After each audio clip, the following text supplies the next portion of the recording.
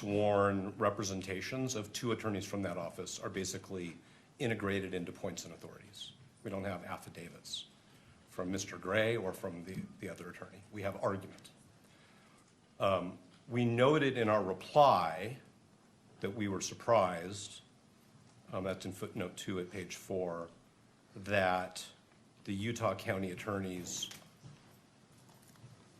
were representing themselves in connection with a motion alleging that they have a conflict of interest and that the state was not being represented through the Attorney General's office.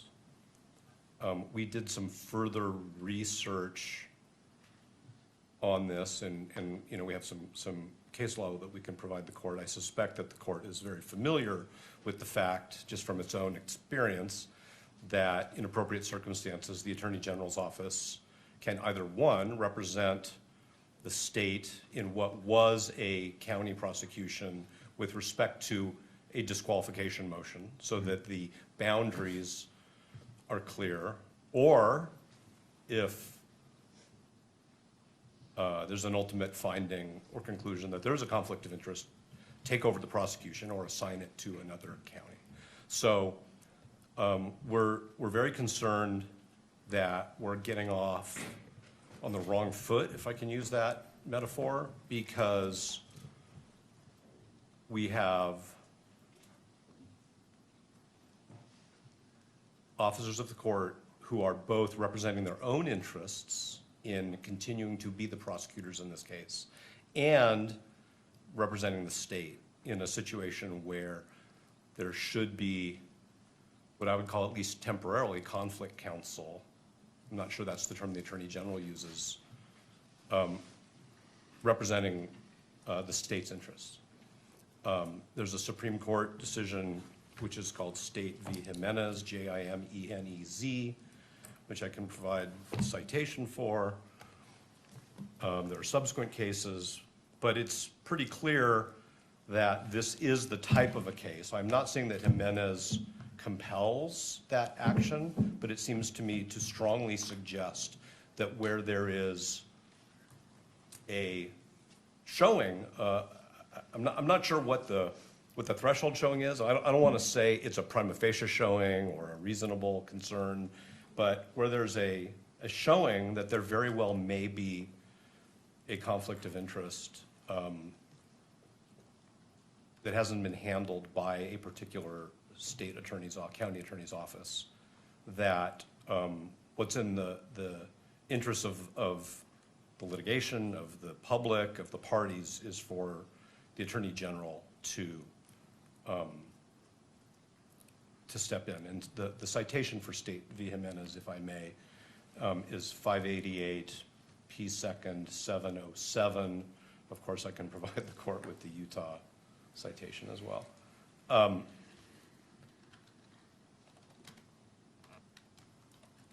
This court actually has the authority under that case, State v. Jimenez,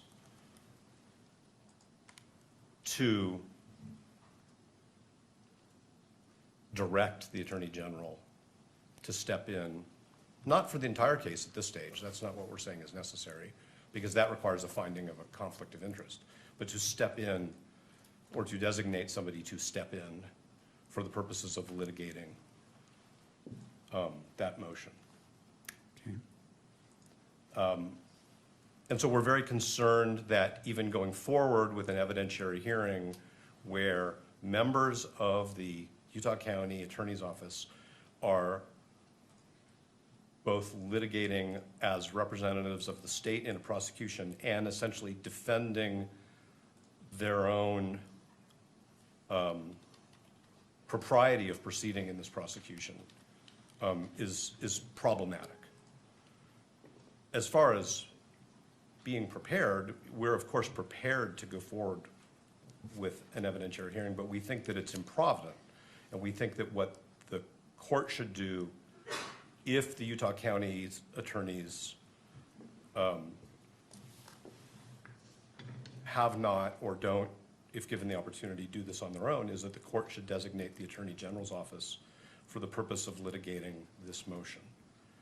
The court might ask hypothetically the question, has the Utah County Attorney's Office conferred with the Attorney General about this particular question? And we are not in the dark because, as Ms. Nestor will tell the court, as an officer of the court, she's spoken with the Attorney General's office and they have not been consulted about this.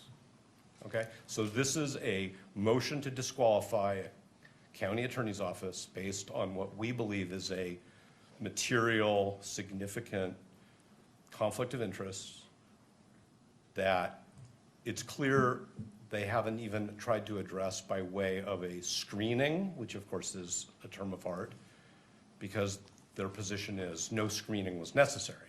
We're not even here to discuss whether the way in which a particular attorney was screened off was adequate. Their position, as their own advocates, is we've already decided no screening is necessary. So what we've been told by the Attorney General's office, Ms. Nestor can represent to the court exactly what she was told, but basically that there has not been consultation. And while that is Mr. Gray's prerogative, we think it's wrong, and we think that this court needs to exercise its authority to intervene and say, in this case, for this kind of a motion, the court needs to hear from a representative of the state who does not even appear to have a conflict of interest. So that's our preliminary statement about these issues. And again, I hope I've avoided saying anything that should have been said in a closed hearing. I think I was pretty good about that.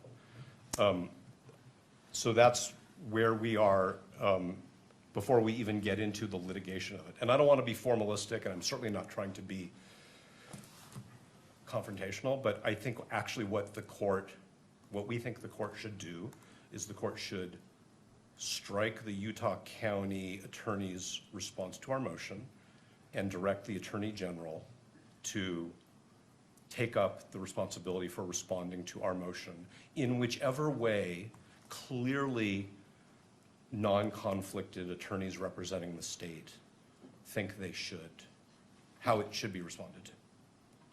And if I've muddled, I always say this, Your Honor, if I've muddled anything or confused anything, please say so and I'll try to clarify. Thank you. I do have some questions for you as it relates to this. I wish to consider all the authority that you wish to cite to. I mean, obviously you came into this hearing knowing that this is something you're going to present, and this court wants to be efficient with time, but thorough. Yes. And not jumping to conclusions. Can you give me all the authority that you wish for me to consider in considering your request today?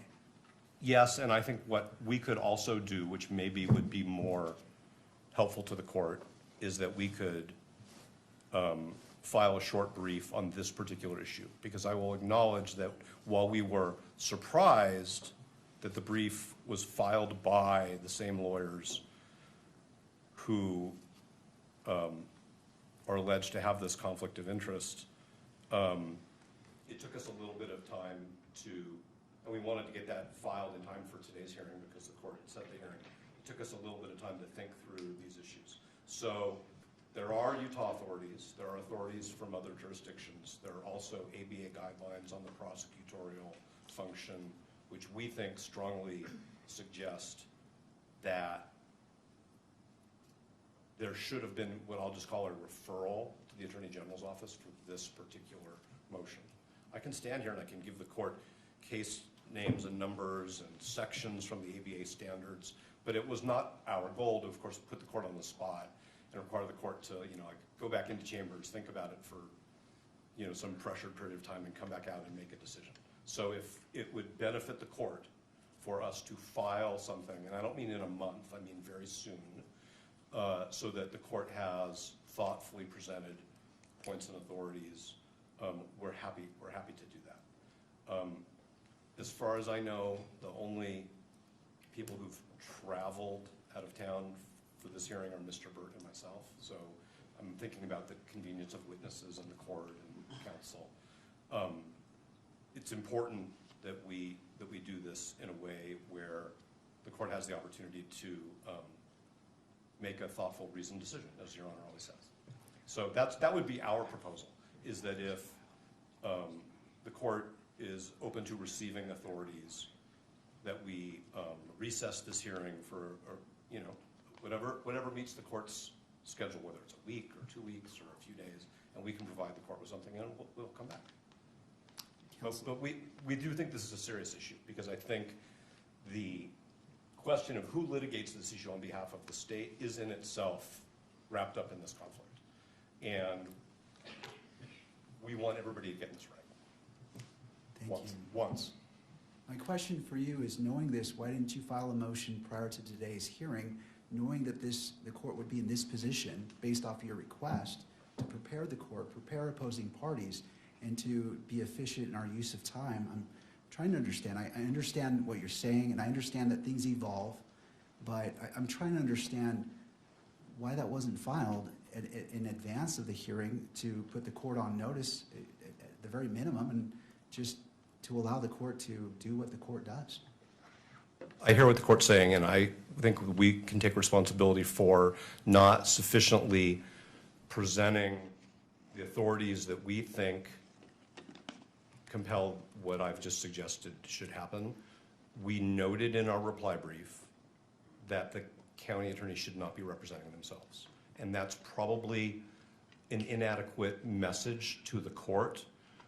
But we did file a motion to disqualify. And inherent in a motion to disqualify based on the conflict of interest, we anticipated would be that the state attorneys would seek representation from a clearly non-conflicted, appropriate prosecutorial authority, which, as I've done further research, and Mr. Bird and Ms. Visser and Ms. Nestor and I have all done further research, literally up until earlier this morning, we think it's pretty clear that this court has the authority to make that, I'm going to call it a referral. I think it's an order referring it to the Attorney General if the Utah County attorneys choose not to do so. And the additional information, which we did receive today, I'll just tell you that, was that there had not been any communication between the county attorneys and the Attorney General's office concerning this issue. So I'll fall on my sword if the court thinks I should be sanctioned for not bringing this up sooner. I hear the court, but we are we're juggling many aspects of this case all at the same time, some of which the court is aware of, some of which the court probably is not aware of, but the court can imagine. No, and I appreciate that. It's not the intent to sanction you. I understand that issues come up, and there's a lot going on, and so the court appreciates your candor and representation today. So these items can evolve, and so the court is not finding fault with you. It's just hoping that as it requires a lot of time and resources for you and for fellow attorneys and for the opposing party and for other parties, we just might want to make sure we make the best use of our time when we're together. I hear everything the court is saying. I take it to heart. I understand what the court's saying, and we are cognizant of the time that the court devotes to preparation for these hearings. So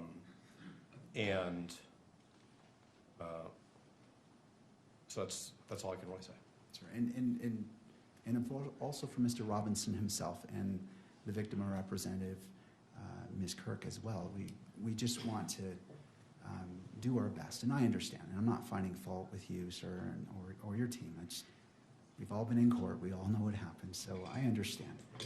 I'll turn to the state. Oh, and I'm sorry. Is there anything further that you wish to represent? No, like I could provide the court with more citations, but I'm just wondering if that's really the best way to give the court a list of verbal citations. I think with all consideration for, and we probably have, with all consideration for the fact that the court wants to be thorough and careful, and we do as well, we don't want to shoot from the hip, but I think that we just decided that this was something that we needed to bring to the court's attention in a much more fulsome way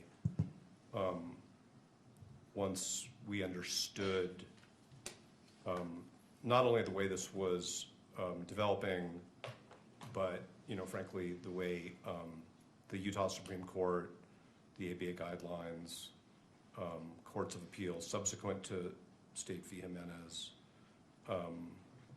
and the information that we received today from the Attorney General's office, which isn't a secret. It's just we had a conversation and we learned that there hadn't been any consultation. If there had been consultation and the Attorney General had said, no, we think you're good to go, then that would be different. And that's what we learned this morning. All right, well, I'll go ahead and take those authorities right now, if you'd like to list them. Court is ready. So the second one would be State v. Robertson, and that is also a Utah case, 886 P. 2nd 85.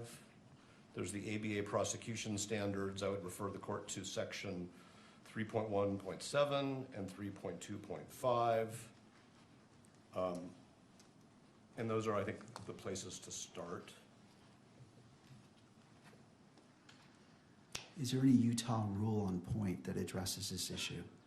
So the case of State v. Jimenez, which I referred to, which is the Supreme Court, does actually cite a statute. Okay. Anything further that you wish for this court to consider at this point in the proceeding as it relates to this issue? No, and depending upon the statements of counsel, we may have some response if the court permits it. Of course. Right. Thank you. Turning to the state, Mr. Gray.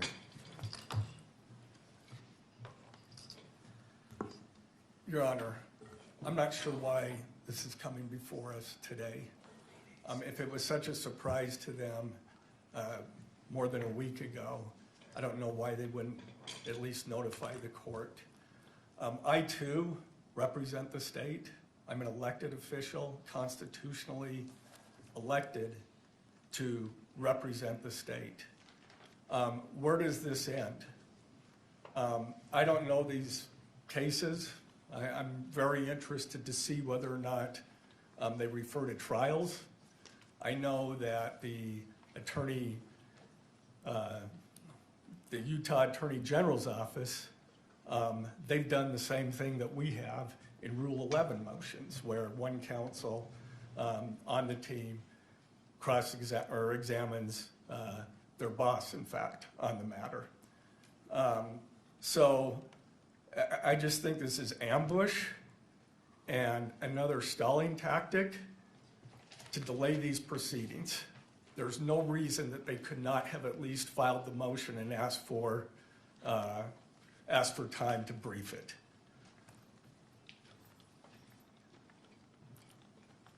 And where does it end?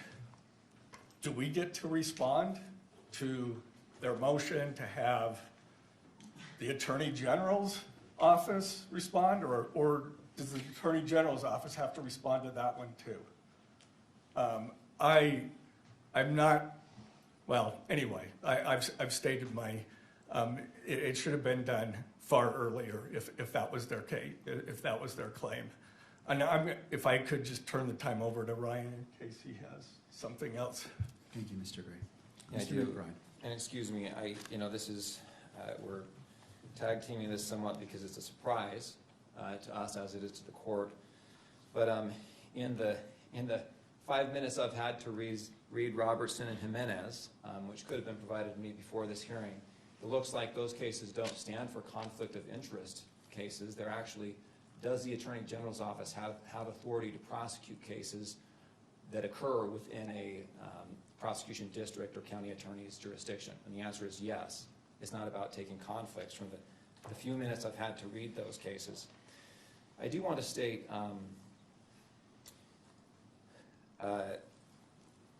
this is, of course, the first time this has been raised to us. The defense has known that we were going to respond to this motion for some time. We requested an extension for our filing deadline back in December. The defense agreed to that extension.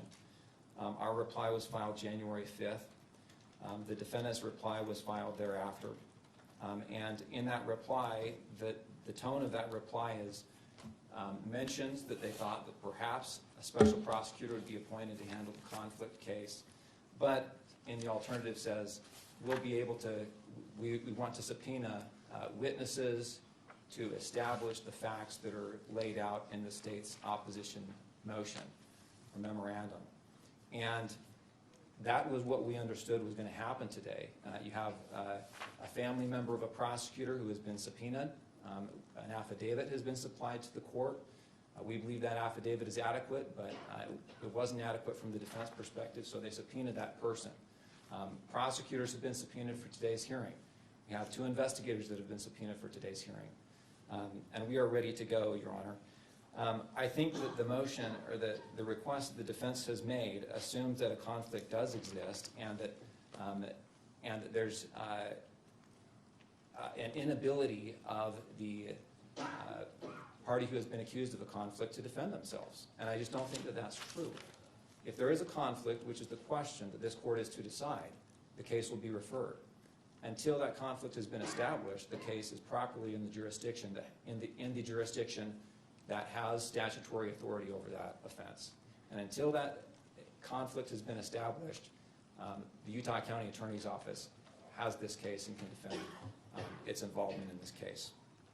I got just a moment to review my notes and see if there's other points we want to make on this. Of course.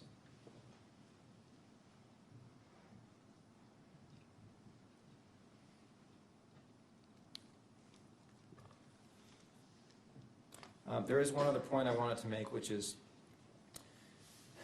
the idea that the case would be referred, that alleging a conflict would cause a special prosecutor to be appointed. That really assumes that there is a conflict, and until that conflict has been established, there is no duty for the case to be referred to another jurisdiction or another special prosecutor to handle. And it raises some of the issues that have been brought up in some of the case law regarding creating or alleging conflicts. There's a lot of case law that talks about how it can be a tactic to try and remove cases from one prosecutor's authority to find a more lenient prosecutor, find a more favorable prosecuting authority that's not going to seek, for example, in this case, the death penalty. And there's a lot of case law that talks about you can't call opposing counsel as a witness in a case unless they're absolutely necessary. And the reason is because it can be a forum shopping effort. And we're concerned with that same kind of motivation or tactic that could be used in this case or other cases like it. Anytime you, as opposing counsel, you don't like the offer you're getting, the way the prosecution is being handled, you allege a conflict of interest, and all of a sudden the county attorney's office has to spend $10,000 to hire a special prosecutor just to handle that one issue, regardless of whether or not it's supported or whether or not a conflict exists. That's a concern we have. Your Honor, we're ready to go forward today. We think the evidence that will be presented today will illuminate the issues adequate that Your Honor can make a decision about whether or not a conflict exists, and we don't need to delay this proceeding any further. We're confident the court will see the facts as they are and be able to make that determination. Mr. McBride, so the motion has been made by defense to continue this hearing to allow the filing of a motion addressing more fully this issue. And to that request, what is the state's reply? We object to that motion to continue or to strike. We ask the court to go forward today. We think the motion is untimely. The court has, or the prosecution has subpoenaed witnesses, and every delay that happens, the witnesses that we have now family members of the prosecution being subpoenaed. These people are ready to move forward and get this out of the way. The longer we delay this, the more anxiety that this procedure has. All right, thank you, Mr. McBride. To defense, any response? Yes, John, thank you.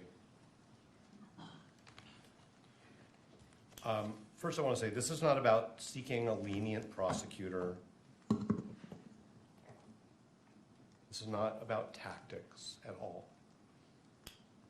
And it was actually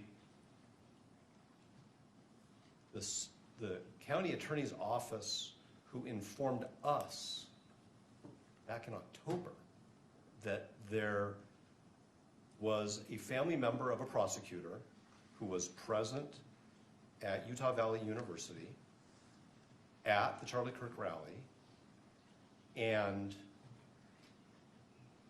experienced and witnessed certain things. We didn't make this up out of whole cloth. We didn't grab onto some piece of discovery and say, a wedge, a tactic.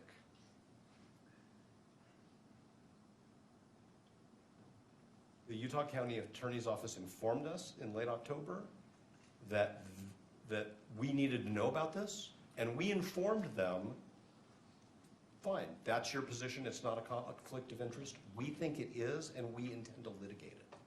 So it's not a tactic, it's not something that we've made up out of whole cloth because, like I said, we found a needle in a haystack. It's something that they properly brought to our attention, but we firmly believe that the law supports the conclusion that that particular prosecutor should have been screened off.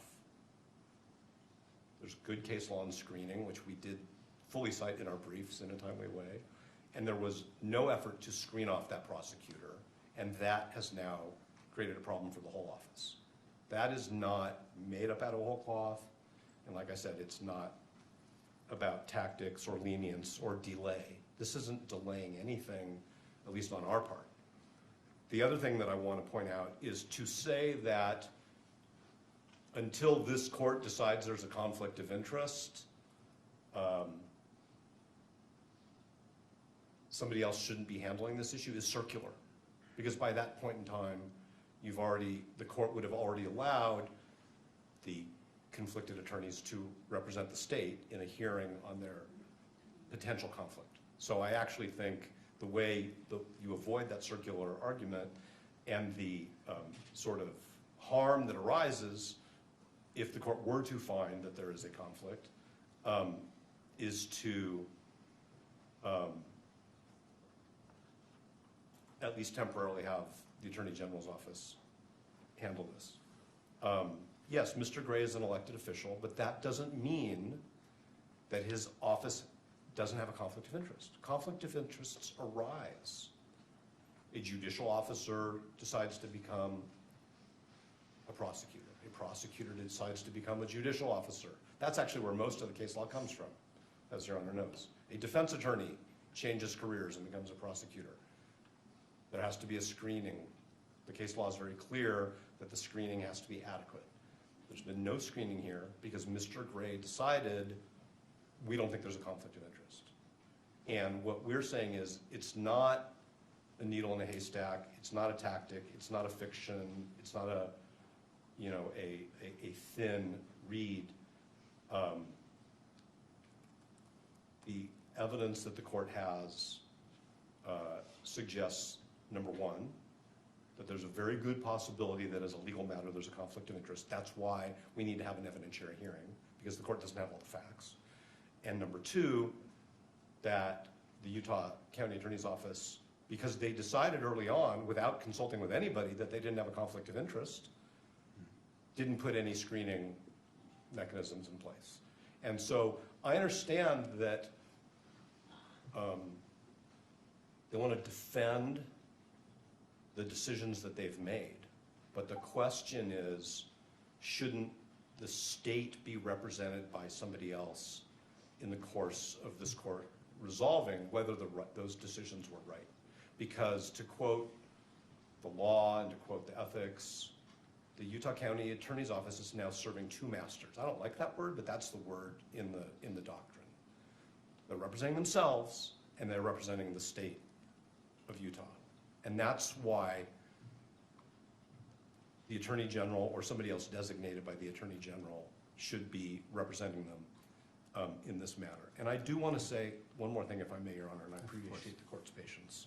I think that the way we raise this issue in our reply brief is not as accommodating to just letting it go as counsel suggests. What we said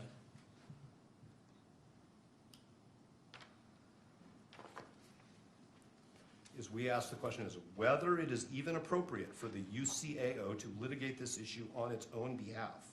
While the UCAO may have provided this court with the information that it has deemed relevant to this issue, the scope of the disclosures and litigation of this motion should have been assigned to another state agency, such as the Attorney General.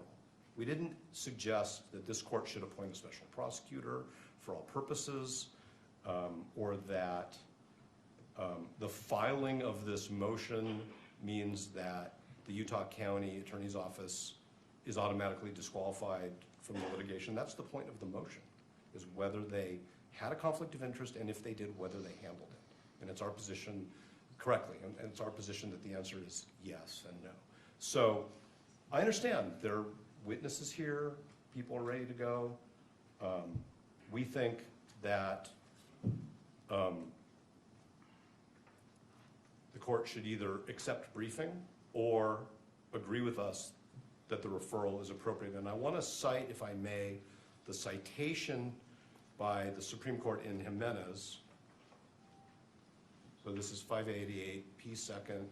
It's 707, but this is at 708. This is the statute quoted by the Supreme Court. If at any time, after investigation by and a finding and a recommendation from the district judge involved, that the county attorney in any county is unable to satisfactorily and adequately perform his duties in prosecuting a criminal case without additional legal assistance, the Attorney General shall provide such assistance. That's very broad. What that means in this case is it's inappropriate for the Utah County Attorney's Office to represent itself when it is also representing the state.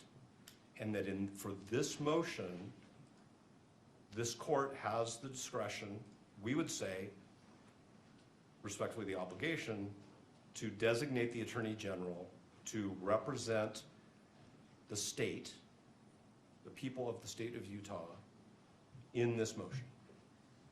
And depending upon how the court rules on the motion, then we have to see what happens next.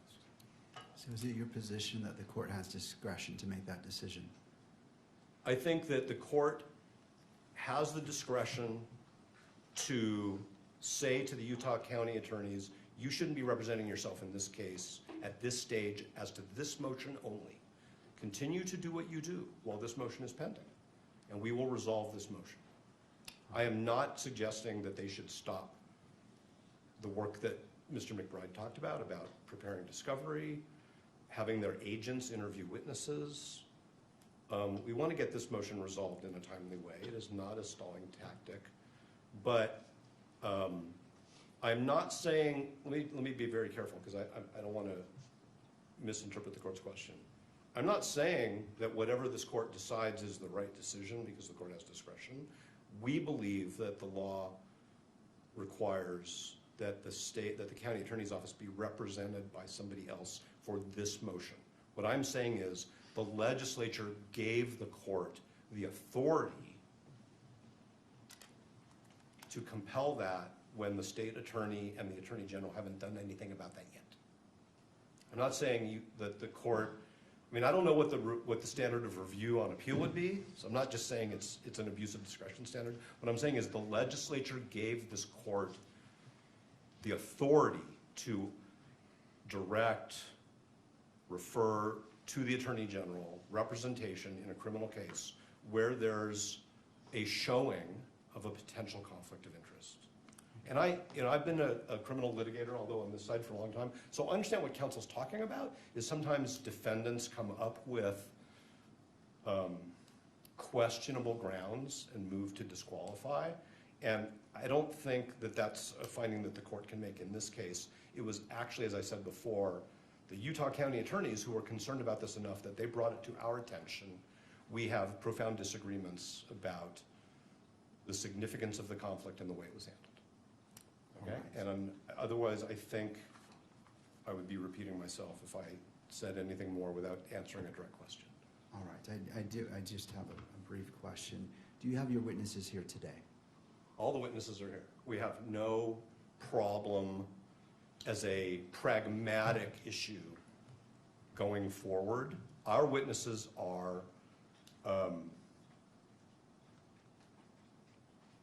the subpoenas that we served, which were filed with the court. So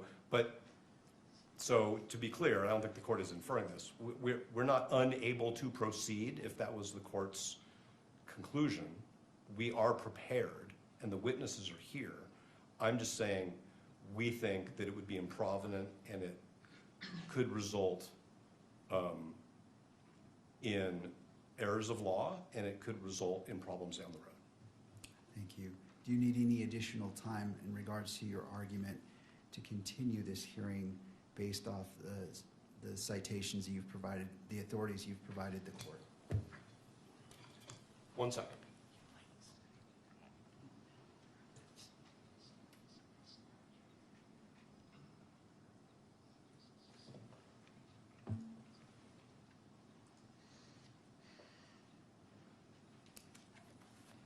No, thank you. All right, thank you. What this court intends to do is, this is an important issue, and I realize the totality of what's been presented. And my question in regards to your witnesses is, it was informatory. I just wanted to see if depending on what the court rules, if the parties, I don't want to disadvantage either party in that. So this is an important issue, and this court wishes to take a brief recess. I want to look at what's been provided and make see where the court needs to go. I want to inform myself, take a moment to look at it, and as opposed to just making a snap decision and taking into consideration all parties and the constitutional rights of all parties as well. With that, we will be in a brief recess. I always hesitate to give a time because sometimes I appreciate you being here. Court is in a brief recess. Thank you. All rise.